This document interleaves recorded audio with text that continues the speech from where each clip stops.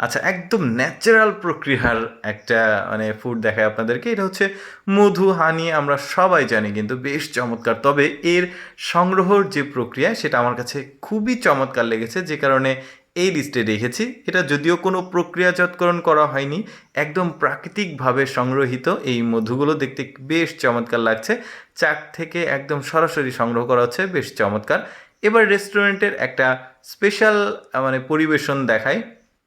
দেখতে পাচ্ছেন এগুলো কিন্তু সবই হালাল ফুড দেখা যাচ্ছে, কিন্তু ওদের পরিবেশন যে প্রক্রিয়া সেটা একদমই এক্সেপশনাল, যে কারণে আমি দেখাচ্ছি ভেতরে চিংড়ি মাছ দেখা যাচ্ছে, মাছ দেখা যাচ্ছে, ডিম দেখা যাচ্ছে।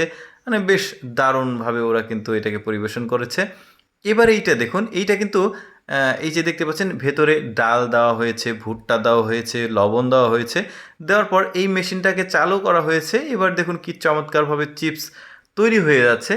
একদমই একটা কি বলবো, একদম সহজ প্রক্রিয়াতে। উপরে ওই যে গ্রাম অঞ্চলে যে ধান ভাঙানো, গম ভাঙানো যে মেশিনটা থাকে ঠিক ওই রকম, বা সেচের যে মেশিনটা থাকে ঠিক ওই রকম একটা, কিন্তু এটার সিস্টেমটা আর আলাদা। যাই হোক দর্শক, আমি সবসময় চেষ্টা করি আপনাদের জন্য ব্যতিক্রম কিছু দেখাতে।